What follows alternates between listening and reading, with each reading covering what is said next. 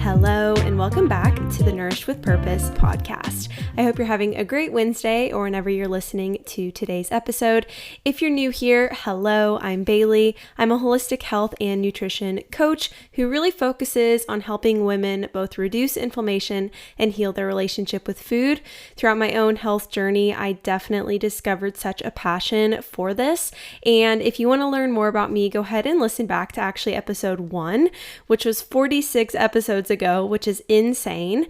I started this podcast last August and have showed up every Wednesday since, which is just so fun. But I wanted to remind you that if you haven't already entered the giveaway, I'm drawing for a $100 gift card giveaway to the grocery store of your choice. All you have to do is leave a review on Apple Podcasts and I will get you entered. Be sure to screenshot it, send it my way so I can make sure that I got you on the list for entries. Again, this will be drawn on July 21st, which is my birthday. I really wanted to utilize that day to give something back to you. And I just love reading the reviews. They seriously make me so happy. And I would just love to have some more of them. That just helps the podcast grow.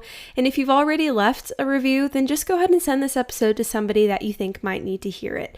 This is an episode I am so excited to talk about because it is something that I think everybody in their early 20s needs to hear, or even earlier than that. And if you find yourself older than that, I think you're probably going to be able to relate to a lot of what I talk about and probably also have a lot of advice for me at this stage of life. We're really talking about what's meant for you will find you, so how you can plan for the future, a love note to my younger self expectations, and that pressure to be perfect. I think with so many college graduates, I've been able to talk to them either if they're clients or if they're in those early stages of college. It's just like a really difficult time, okay? And I'm sure you can think back if you're out of college to that time. For me, it was very kind of shaky. It wasn't honestly the best time of my life. And I'm going to dive into all of that, give you kind of a background of things I've probably never really shared about my journey to get to where I'm at right now and what I'm still obviously and of course struggling with or working through now 3 years post-college. But there is so much pressure on you to have it figured out. So I just want you to take a deep breath because you don't have to, okay? You don't have to have it all figured out. And I'm saying that more so to myself than I'm probably saying it to you because I have to remind myself of that all the time. But before we dive into that, I wanted to catch up and just talk about what's been going on, kind of give you what did I say it was last week? Like the farm chronicles, right? Because there's always something new happening around here. But we got 57 broilers. They're already 3-ish weeks old, but now we have them to raise on our farm, and we will be butchering them in the next 3-ish weeks, beginning of June. And that's something we did last summer. We did 2 or 3 cycles of, and this summer we'll do 2 cycles of again. And you might kind of be like, okay, Bailey, why are you sharing that with us? Like, that doesn't have anything to do with health. But I think it has a lot to do with health, actually. And maybe you're able to make that connection. But when we have a quality protein source accessible to us, and when I'm able to make that accessible to other people in the community around me, I think that's a really cool interaction to have. I'm so passionate about high quality food and consuming high quality food, but also making it accessible. And that's something we're able to do. We're also raising 155 laying hens, which I know I've also talked about. Again, that's so we can sell these chickens at full maturity. So then people can have egg producing laying hens right away, get those high quality eggs, which are so much better than what you can get at the store. And again, it's making it accessible. And that's just something I've really jumped into living on a farm. Same with gardening or raising flowers. Flowers, of course, are not edible, but I'm also raising herbs like chamomile, echinacea, and holy basil to hopefully make some stress reducing tinctures and really just get kind of creative with that whole process. It's just something that for me, it's become a hobby, taking care of animals, but also having flowers, which I wanted to catch up on because I've finally planted all of my little flower starts, all of my seeds, everything is where it should be. We had a rain yesterday, so everything is growing. I planted 126 sunflower seeds, which then I'm going to plant the rest of them, which I think I have about 200 more. I'll plant in the next couple of weeks just so I can have some staggered kind of like full maturity dates for these flowers. But they're poking up and I can see the little sprouts. A lot of other things I planted are kind of just growing now. Again, like I said, we got a nice rain and that just brings me so much joy. And I don't think I could talk about it enough. Of course, my ketchup always has to include this piece of my life because I don't share about it a lot, but I am just so, I don't know, I feel so good going into the summer. Last summer, I didn't feel great about it because I always felt like I wasn't doing enough or there was just so many other things happening with us moving. And now it's just a summer where like on Saturday, my mom and my brother came to help and my husband came to help us just plant all of these flower starts. And that was just a really good time. It's just like pure, wholesome, enjoyable time with other people. And that's something I think I lacked last year. And now to be able to add people into that space, something that I'm I'm becoming, I guess, very passionate about, to also invite other people in to help me is just a really cool experience. And it just makes me really happy. That is my like after 6 o'clock kind of like, I would say my primary hobby right now. And it's a seasonal hobby, so I'm going to have to find something that fills my cup in the winter, but we're not even thinking about that now because the weather is perfect. And it's just really refreshing to have maybe a long day of sitting and being on my computer, either doing calls or recording a podcast or catching up on emails, outreach, marketing, all the other things that I do. It's just nice to have that space to get away. So have been loving that. That was what my weekend was pretty filled with. And on Sunday, we just really relaxed, which was yesterday. I'm recording on Monday, but we just really relaxed all day long. I have been still going on runs with my dad in the morning. 4 miles is kind of our goal. I don't run any other time throughout the week. I would like to add that in on a Tuesday or Thursday. But really Sundays are my primary day for running and we do that together, which is just, it's a good time and it feels good to be able to move your body before church. Then Nate and I always do breakfast together. We make coffee, we go to church, and then we just really spend the rest of the day relaxing. These next couple of weekends, we have a wedding and then some other like socialized wedding events. And so to have a Sunday like this week where we could really kind of recoup for this next week ahead, knowing that every day of this weekend, including Monday of next week, is going to be crazy. It's just really nice to have a day to relax. So jumping into how I'm nourishing my mind, body, and spirit. So with my mind, I've really been trying to connect with other people and growing my network, which I know network is kind of like a corporate way of saying that, but really, I mean, that is kind of what I'm doing. I am just trying to really reach out to people and ask for their advice. So often I think I maybe think I have all the answers, or I at least just try to put my head down and work without asking for feedback. And so I've really been trying to ask for feedback from people that are kind of pillars in the community. And I think that has been really refreshing for me to kind of have somebody else that's there to support me, not feeling like I have to continue to do everything on my own and navigate it all on my own. Then how I'm nourishing my body. And this is a very specific way, very micro way, but I have been adding, so like in my workouts, I've been leading exercise class, but then also, of course, working out at home when I'm not doing that. And I've been adding pulses into my workouts. And this kind of like all brought me back to when I did the Sydney Cummings, oh my gosh, all of her like summer shred challenges. They're all on YouTube. If you're ever like, oh, I need to get into weightlifting. I did really love her programs, but they were really hard and it was a lot of pulsing moves. I remember feeling so sore. And with a lot of the Pilates and strength workouts that I do, I don't necessarily feel all that sore. Like I do, but I also feel like maybe I've been recovering really well. But when you add in pulses into your workouts, it just like burns your legs like none other, or your upper body, I guess. I'm thinking mostly like with lower body. It's like actually feel very sore after a workout just feels so good because you know that muscle is just like breaking down and then rebuilding if you, of course, properly fuel, hydrate, and nourish your body.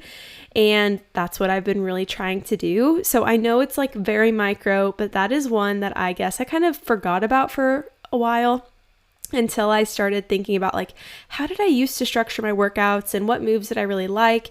And I'm trying to add more of those into both the workouts that I lead and then also the ones I do at home. And then how I'm nourishing my spirit. And I would say this is from that 15-minute activation, which I've talked about. It's on the Skinny Confidential podcast. It's by Mimi Brochard, I believe is how you pronounce her last name.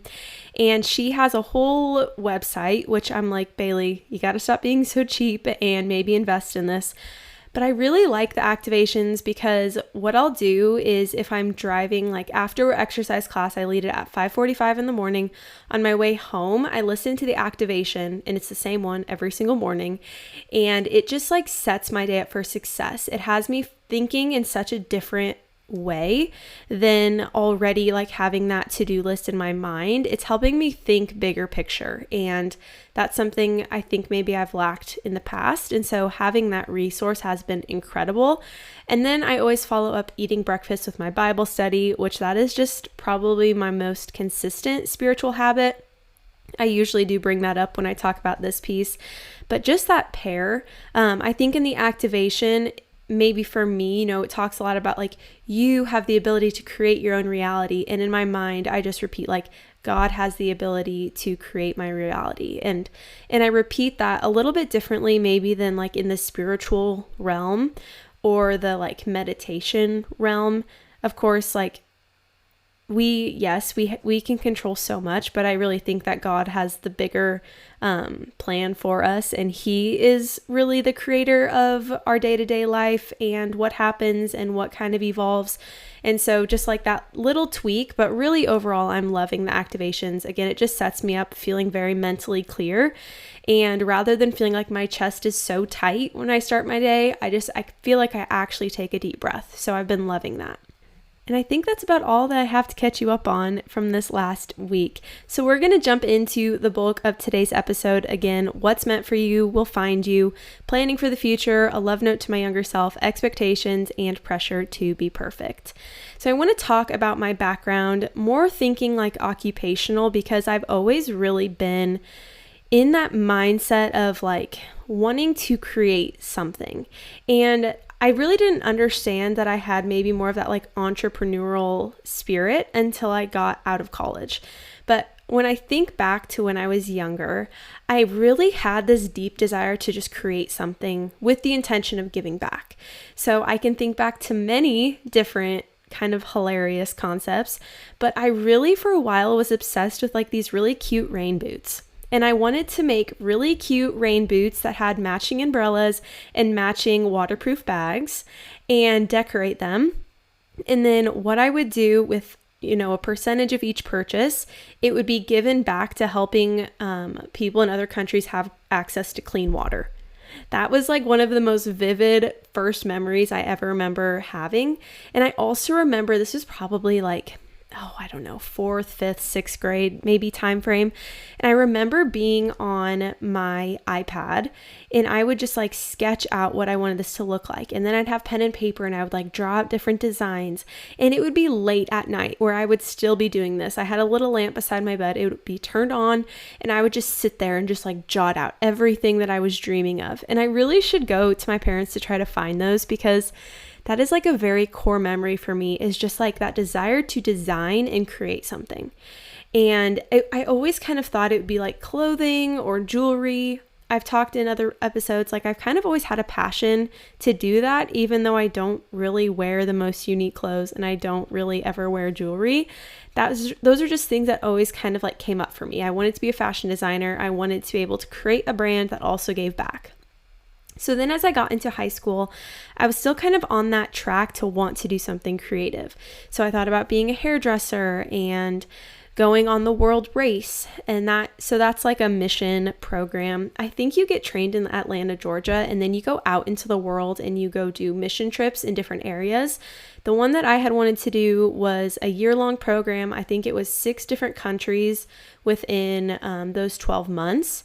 And that was what I really had thought I would do after college. Me being just the person I am, dove into that, did all the research, had a whole plan set out of going to the world race, taking a gap year and doing that for a year and just seeing if I wanted to go to college when I got back or what that would look like. After thinking about it more, I realized I would probably never go back to college if I did that. And maybe for the better or for worse, I decided not to, obviously. Although thinking back, I'm like, a lot of what I'm doing now didn't really require a college education, but what it did do is gave me people in my life that I love and cherish those relationships, gave me a lot of different life experiences that I wouldn't trade, even though maybe in the moment they weren't the best. But with that, then I thought, well, maybe I'll be an art therapist.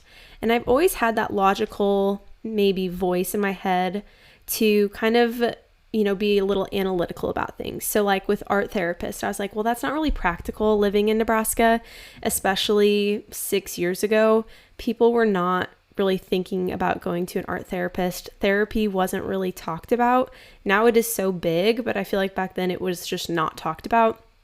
Also, with this whole evolution of people actually caring about their health is very fresh and new. People wanting to kind of go back to traditional practices of growing their own food, making their own bread, moving their body through activities of daily living. There's just a huge shift in society that I'm at least seeing in my area of the world.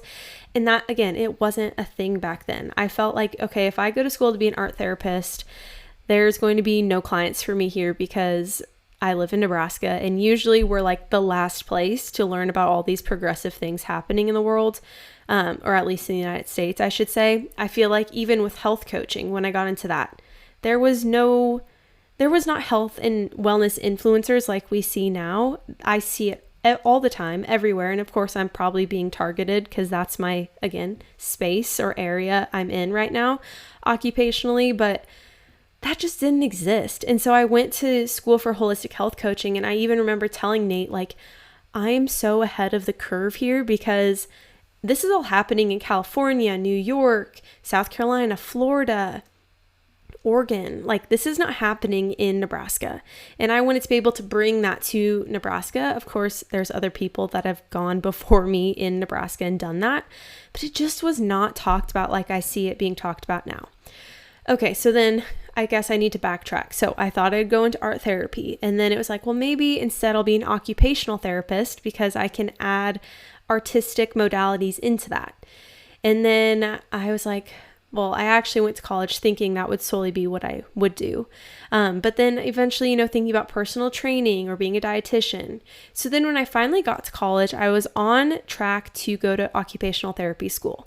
I really mapped out what that would look like. Luckily, Wesleyan had a program to put you on track to, for me, graduate in 3 years and then go get my doctorate of OT. And that was my strict plan. For the first 2 years, that is what I did. I did an internship my freshman year during that winter term. And then I just kept taking the classes to get me the prerequisites to get into OT school. And then that third year happened and it really just didn't feel right. And I feel like maybe COVID made us all think about things a little bit differently, or at least maybe kind of stop and slow down, I guess is what I would say. It made me stop and slow down. I lived at home for that summer, and I just really feel like my priorities shifted during that time. I had such a desire to move back home after college and not live in a big city like I had previously thought. OT school felt like such a long time to be away from my family. And again, just some things happened where I was no, that's my priority is to be close to my family. And so I kind of went through a little bit of a crisis, I would say. It wasn't a big deal for me because I'm of course I have plenty of time to figure it out. But I started looking into worksite wellness and how I could get into the corporate America space and teach people how to be healthy. So I did a lot of different internships. The summer then after I graduated, I did an internship at Union Bank and Trust, and the wellness coordinator was going having a surgery or something. And so I took over for about 3 to 4 months while she was on a leave of absence. And during that time, I led the program, and I started to realize that people don't really want to learn about how they can be healthy. And that's a very generalized statement, but especially in the corporate America space, Union Bank and Trust, if you know what that is, it's probably just like a Midwest thing. Well, I know it is, but they are very progressive in their wellness program, and they do an incredible job of having exercise classes and yoga sessions for their employees, and having different webinar series about people talking about different health issues or how they can plant a garden, and cooking classes. They really, really do a lot. But I still felt like I got so much pushback, and I really didn't like being in that space. I think people were very critical, and I can, of course, handle feedback. But I really enjoyed my time there. But on the other hand, I realized okay, people, because I'm young, they don't really take me very seriously, I feel like. And I felt like I was kind of getting talked down to by people that I was trying to help educate and lead in exercise. And overall, it was a great experience, but it also led me to think, okay, maybe this, again, isn't really the right space for me. And it's also really, really hard to get jobs because companies still aren't progressive enough to have wellness programs in most companies. Union Bank, again, was very rare. Otherwise, you're looking at hospitals, but even a lot of hospitals kind of have wellness programs, but they're not very rigid and they're not very outlined, and they just kind of are the first thing to go when a company needs to make budget cuts. And so it just didn't feel like a very secure space to be in. And so I was like, nope, I'm going back to OT school. Sorry, this is very long-winded. I just feel like I need to kind of give you the picture because I've never really dove probably into these things. But so then I started, prepping for OT school, but I also got married the summer after I graduated college. So I got engaged in May. Oh gosh, I hope I remember that right. May. And then, we had a 4-month engagement, got married in August, and I was really just living at home. I didn't work outside of I was teaching dance classes, teaching choreography, doing some odd end things, but mostly just planning a wedding, spending my last summer at home before I was going to move to Omaha. And that was when, I had gotten married. Nate and I moved in together, lived together, and he was working downtown Omaha. And I really didn't have anything. I spent about 2 months unemployed. I was trying to find different jobs, interviewing, nothing aligned. And so I was like, nope, I'm just going to prep myself to get into OT school. So I spent a lot of time filling out applications, going on tours, interviews. I got into OT school, and that was about, oh gosh, when would that have been? Spring-ish time, and realized I just don't really want to do this. I spent the last 8 months planning for this, and when the time came and it all finally happened for me, I was like, I'm just not interested. And I think a big piece of this is because I did odd end things. I did DoorDash for a little bit. Well, actually one time. I did DoorDash one time. It was terrible. And I decided that is not it for me. I was just looking for any way to feel like I could financially contribute to our relationship. Even though nobody was putting that pressure on me, I was putting it on myself to have it all figured out. And this is when I lost my period. I had gut issues. I felt like I had the stomach flu for about 4 months because I was so anxious about not really financially contributing to a relationship and not having that clear path or clear direction. I felt sick to my stomach. And that is just something that I wanted to pause and say, if you are graduating college this year, or if you're out of college now, I just want you to know that you don't have to have it all figured out right away. That people asking you, what are you doing after college, should not be putting more pressure on you, but you should rather see that as them genuinely caring about you.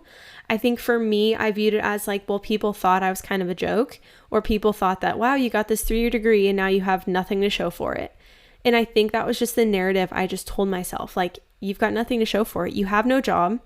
You can't find a job. Nobody's hiring you. And I just like got so down on myself. And so I was like, fine, last resort, I'm going to OT school.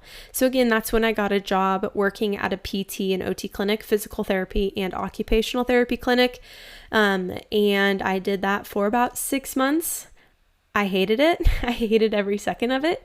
I was getting paid $12 an hour with a college degree.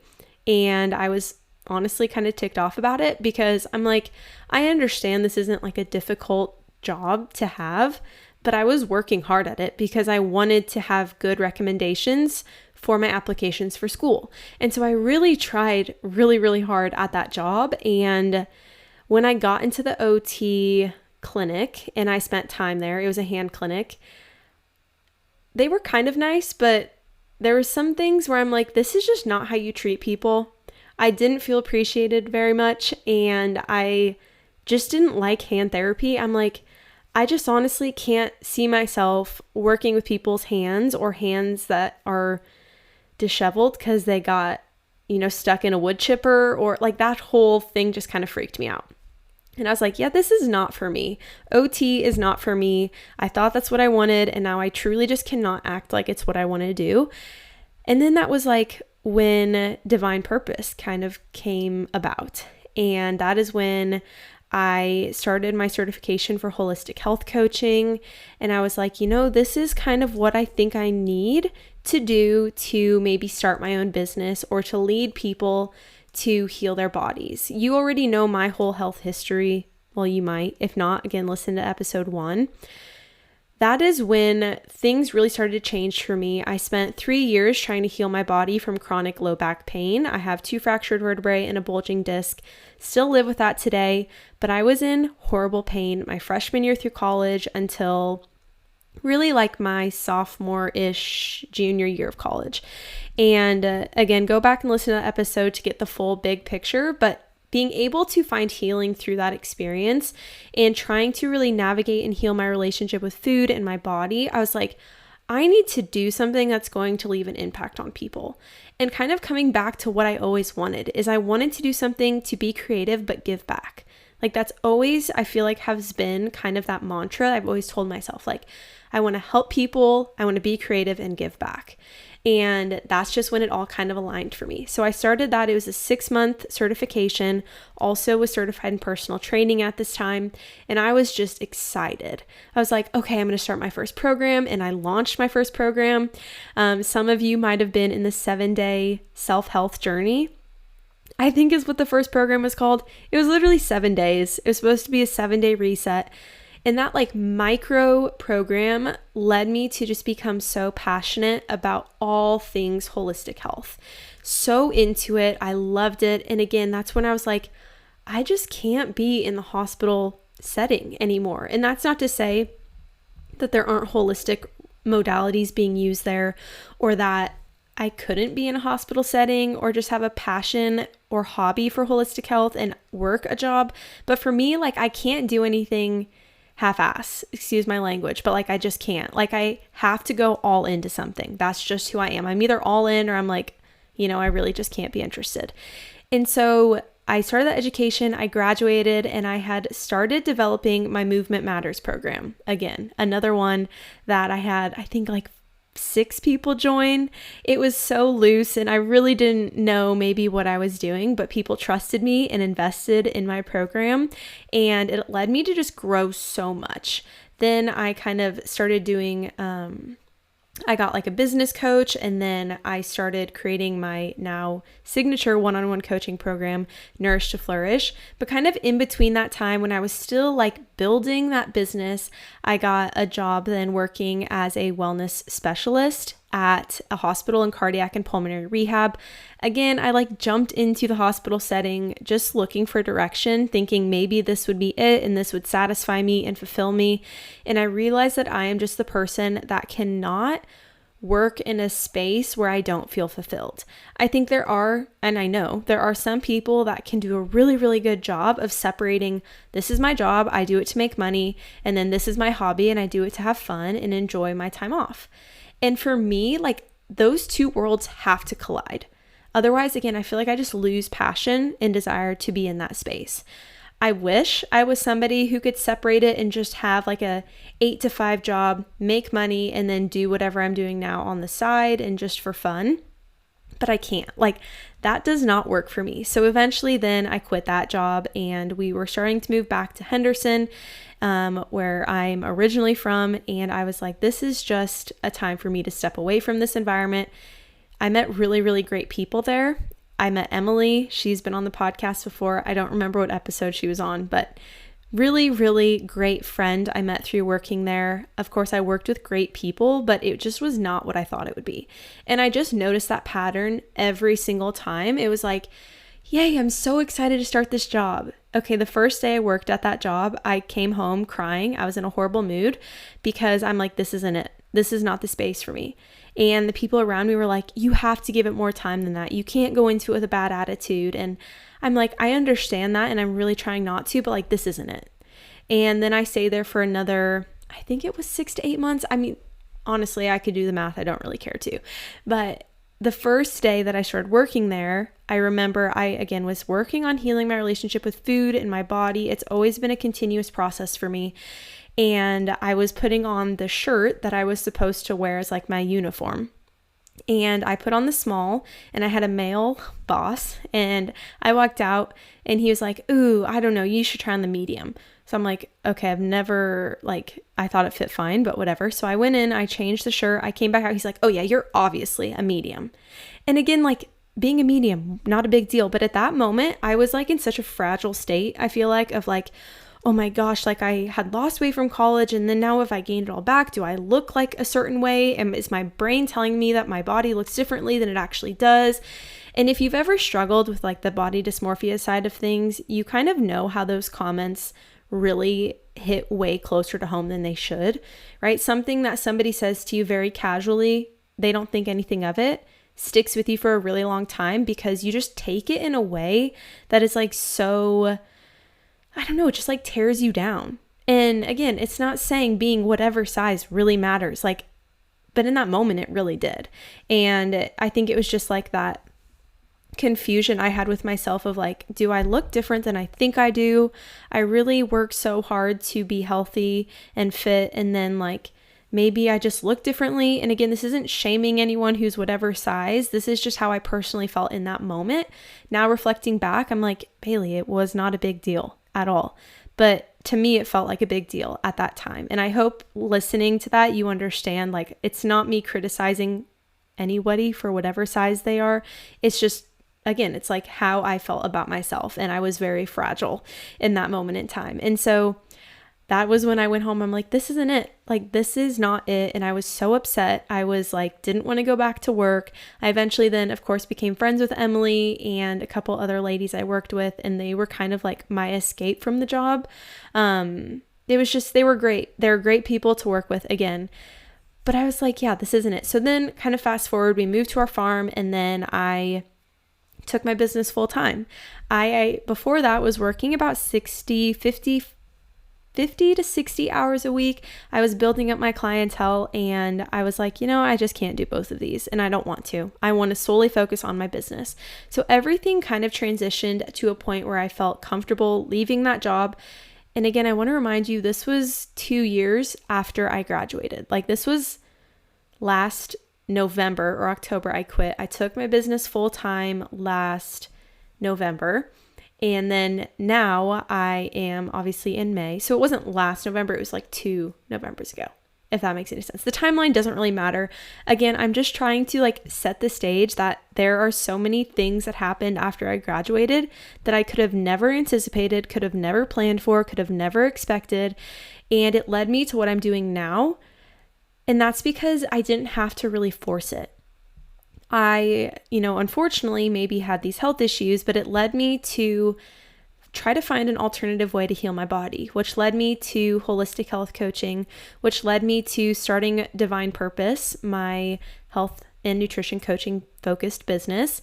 It led me to gain clients. It led me to feel confident in what I'm doing, to develop a program, to make connections with people in the community, to start leading group exercise classes here.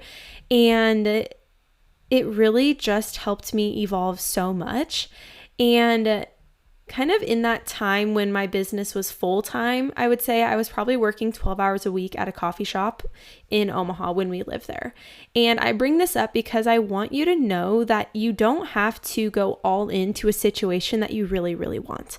I am all for picking what you want to do, doing whatever you have to do to get there. Starting your own business, stop talking about it, do it. I'm that type of person, but that doesn't mean that you have to go all in and then feel stressed financially about where you're at. So I worked at a coffee shop. Was I making a ton of money? No, but it gave me an outlet. It gave me a way to connect with other people, to talk to other people, to grow friendships and relationships at that job. And it also helped me figure out what it was I wanted divine purpose to look like without feeling like I was stressed in other areas of my life. It was just a really healthy balance for me to have. And I love that. And so then when we moved, of course, that job also I stopped working at, and I started being able to picture what I wanted things to look like long term. And of course, that's always shifting. But again, I started the exercise classes. I'm now working full-time at my business, and I'm also raising chickens and produce and flowers and gardening. And I'm able to have what I always maybe hoped and dreamed my life would look like kind of collide with what I'm creating and developing on my own.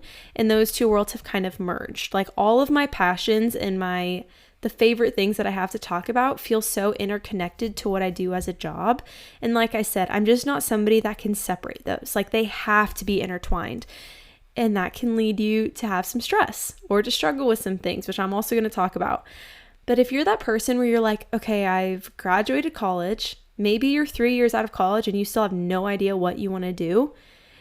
Maybe, and this is something nobody ever talked to me about, but maybe you're somebody where you can't just do a job to do a job. You have to have it interconnected to what you're passionate about and what you love. I have so many friends that I feel can really separate that. And again, there's been so many moments I've envied that because I'm if I could just have a stable job, not put so much pressure on myself to build something or to have clients or whatever that looked like, or reach the level of success that I'm sure I eventually want to reach, or again, it would be so easy, right? But it's not easy because your mindset when you're in that space is holy Toledo, get me out of here. I'm ready to go work on what I'm actually passionate about. This feels like a waste of time. Then that doesn't work, right? Then, okay, you need to find a way to connect both of those and find something that both makes you money, but also aligns with what you love. And that is a journey. So having grace with yourself on that journey is more important than ever, because maybe you're, like I said, 3 years out of college and you're still thinking that. Maybe you're 10 years out of college and you're holy Toledo, my life looks nothing like I had envisioned it to. Or maybe you never went to college and you're okay, I thought I wanted to do this and now I want to do this. How do I transition my business to be from being a photographer to now being a dietitian, or what does schooling look like? And I think just having empathy and grace with yourself to not think that it all needs to happen in the next month. And that is where so many times I've noticed I've kind of quote failed, not necessarily failed, but felt so confused and frustrated, was when I was putting such a timeline on my life. My life has always been a timeline. From when I graduated high school to graduated college, my life was on a timeline to get out of college in 3 years so I could go to OT school. Well, first get married, because that was always on my timeline. I was going to graduate college, get married, start OT school, be in Omaha for 2 to 3 years, and then move home. My timeline. I've had that forever and ever. And luckily for me, my timeline from the outside has looked pretty peachy, right? Oh, look, yes, she graduated in 3 years. Oh, she got married right after college. Oh, she got into OT school and then decided she didn't want to go. Okay, that's when it fell off, and I was okay, what do I do here? What do I do now? And even as I'm forward thinking and thinking about what I want the next 4 to 5 to 10 years to be, I know I want to go back to school, and I would love to get a different certification and open my own storefront, have my own business. That is my ultimate dream. But I'm not trying to be so I'm not trying to force it, I guess. And that's something that I entered this year with the intention to not be impulsive. I've always been impulsive. I've always been on a timeline. I've always been so rigid with that timeline. And if it doesn't happen, then it's a failure. And I just entered this year thinking there's no timeline. And that's really hard to do, especially when you want things to happen and you're like, I know if I got this certification, it would open these opportunities. And for me, it would. But at the same time, there's no guarantee that it'll open up those opportunities. So why would I put myself in a financially stressful situation just to potentially have different opportunities open up? And so it's like, okay, I'm not being impulsive. I really want to think through and be strategic with every move I make this year. And that's just kind of where I'm at now, and where I'm trying to view my life without the timeline, view my life without those strict and rigid boundaries. And I'm really trying, this is probably the hardest part of it all, to not care so much about what my life maybe looks like from on the outside. Okay. So things that I'm still struggling with is I feel like other people tell me, oh my gosh, you're doing so much. How do you find balance for it all? Or how do you do everything? Or you're balancing so much. But I feel like I'm doing nothing. I truly feel like I'm doing nothing. Every single day I'm like, I'm seeing growth, but at the same time, I feel like I'm not doing anything. And that's where it's like that really hard understanding, and where you almost have to give yourself obviously more than a year for something to happen. Like if I think back to my life this time last year, I would say it's complete 180, right? But in this moment, I'm sure I'll look back, next year and think, okay, wow, my life now is a complete 180. Like there is always this evolution happening, even if you don't internally feel like you're doing all that much. And if you're somebody that really struggles with feeling like you're worthy by being productive, that's kind of a narrative that we need to start breaking down, and something that I've kind of had to break down. Don't get me wrong, I'm a list maker. I love having 600 things on a to-do list every single day. But it's also understanding like you are one person and you cannot do everything. So then another thing that I struggle with is that I feel like if I'm not productive 24/7, like I've been talking about, that things in my life will never grow to what I want them to be. And again, you have to think back, okay, what was I doing at this point in my life last year? Oh, I was living in 4 different locations. I had 2 clients. I wasn't leading exercise classes. I was so confused occupationally. You just recite these things that you were doing at this time last year, and you're like, holy cow, like I'm in such a different position than I was last year. And every year of your life, I think you're going to see that regardless of how productive you feel every single day. The big picture is really what matters. And so that's why I've really been working through, and this is 3 years post graduating college, I'm still working through understanding that every single day, my basic needs are always met. That is something we underestimate, and I've always had this quote that I've just recited to myself, is that we work to live, we don't live to work. And that is a quote I just need to tattoo on my forehead. Like we live to work, or we work to live, we don't live to work. Meaning you go to your job every single day to make money so that you can do things outside of your job. Like travel, like have animals, like spend time outside, like whatever that is for you, right? To rest, to sit on your booty and watch TV in the evenings. Like you work so you can do that. I have a house, I have a husband, I have a dog, I have land that I live on. And I'm not saying that to be like, oh, look at me, all the things I have. I'm saying that to remind my own self of all of your basic needs and more are being met every single day. So why are you being so darn hard on yourself all the time to look like somebody else? Because it doesn't matter. Like what you need day to day is covered. I'm also working through understanding that, like the title of this podcast, whatever is meant for me will happen. So if something is meant for you, I truly don't believe you're going to have to force it.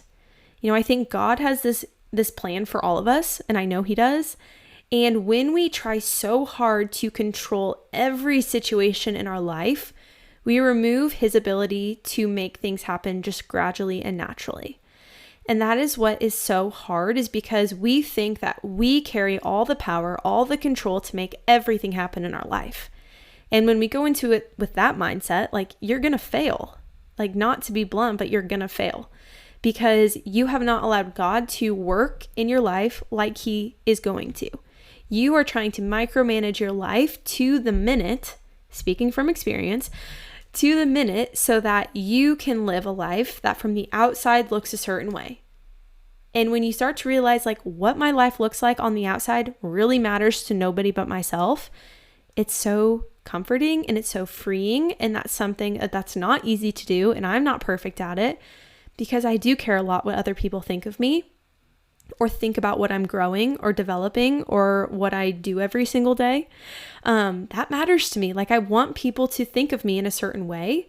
But at the same time, when you look at the big picture, like, does that really matter? Like, if you know to your core, you're doing what you're meant to be doing, you are doing it with grace, you are having grace for other people, you are taking care of other people, you are taking care of yourself, you are being a good person, like, you don't have to stress so much about what you look like on the outside because people can feel that and they can sense that. All right. So kind of coming back to that resistance, if you feel resistance or like what you're doing right now doesn't align with you or what you want your life to look like, you don't have to keep doing it. And yes, we can start to think, okay, yeah, but what about my house? I need to pay for my monthly down payment or monthly whatever, rent on my house. Or, well, if I don't have a job, I can't go on this trip with these friends. And I'm not saying quit your job.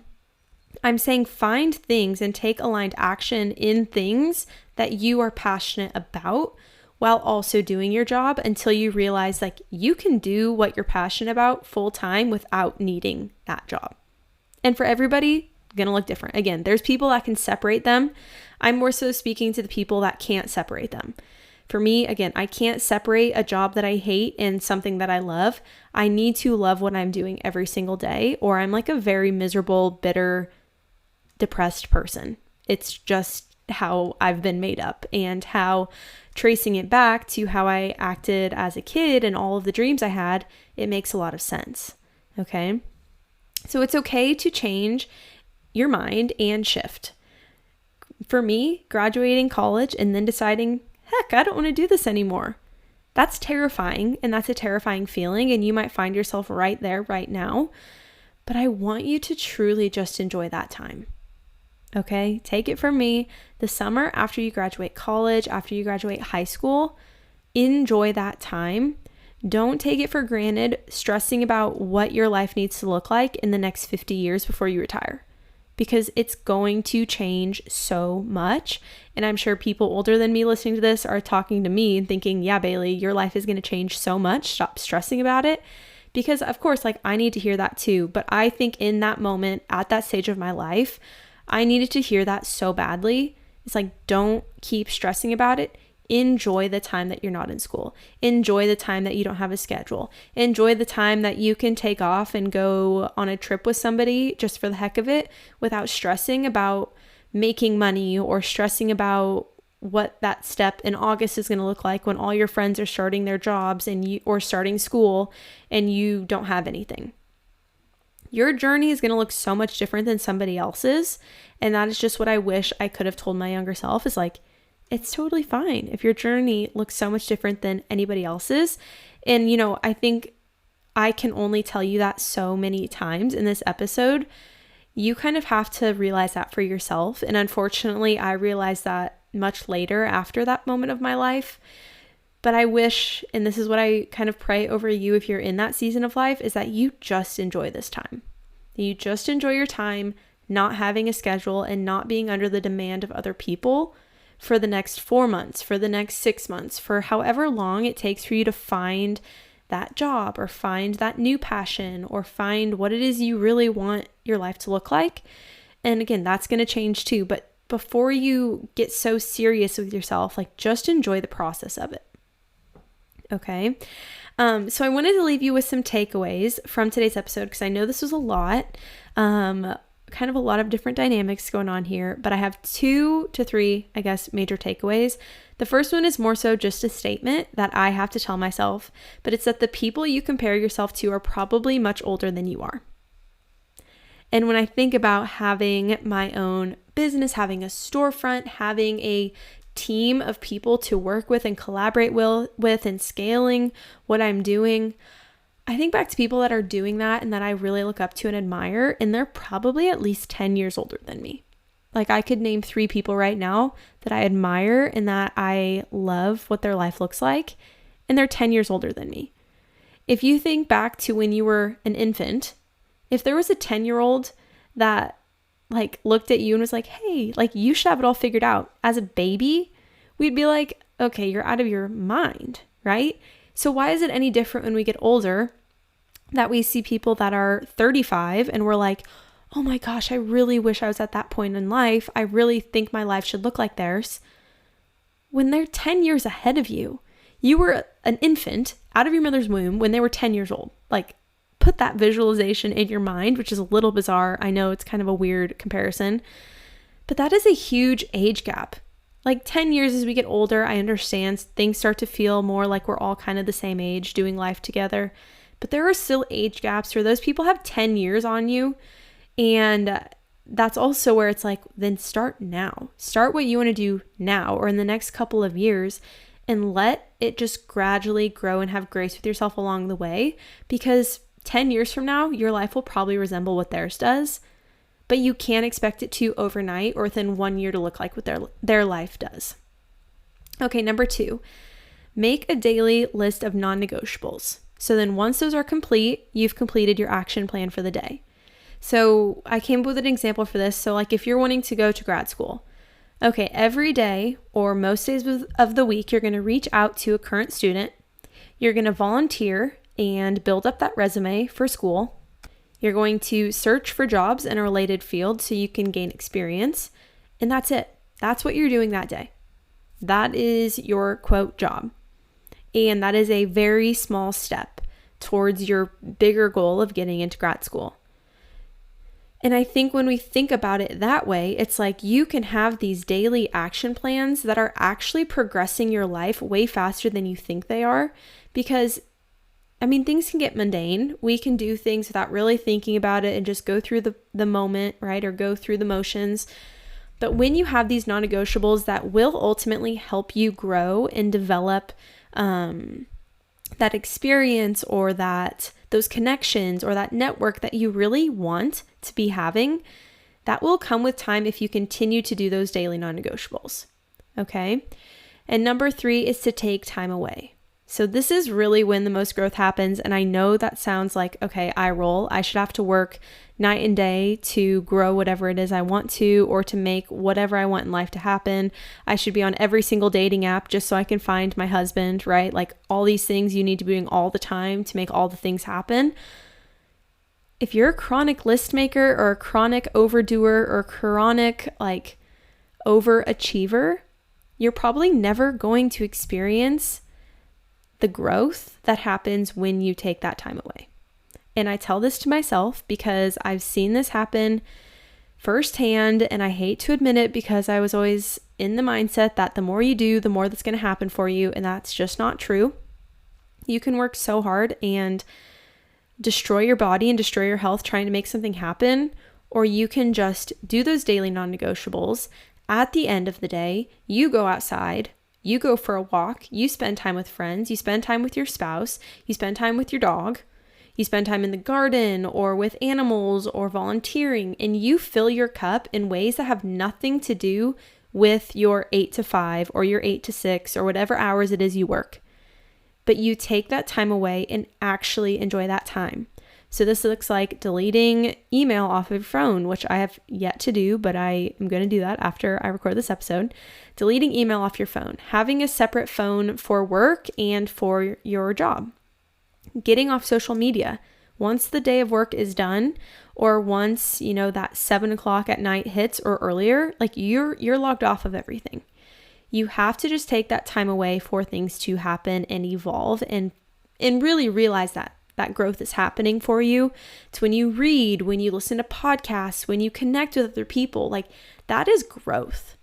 That is so much growth that I think we underestimate because we have that like feeling like we need to always be doing something so we can keep up with the person next to us, and that's just not true.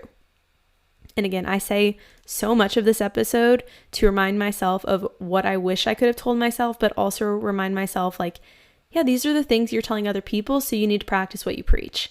And I always try to be so good about practicing what I preach because in my opinion, I would never want to even like be close friends with somebody that said something but did the opposite. Like that's just not, that doesn't look good. That doesn't feel good to see somebody and realize like they're telling you to do something, but they're not doing it themselves.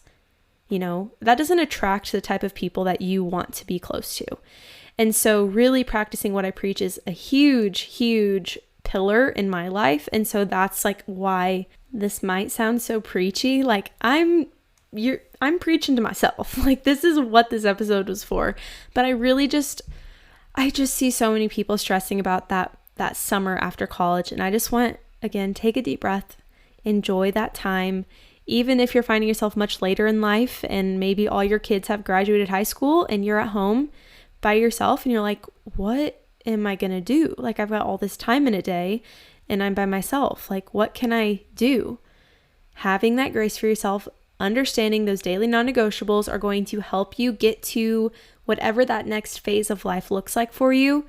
And also trusting it might look way different than what you could micromanage. So I just wanted to leave you with that. I hope, again, you leave this episode feeling encouraged and inspired. I hope you feel like a weight has been lifted off your chest. Me just getting this out feels that way. And so I hope you just receive this episode so well and that it just sits really well with you and resonates. But let's go ahead and close today's episode in prayer.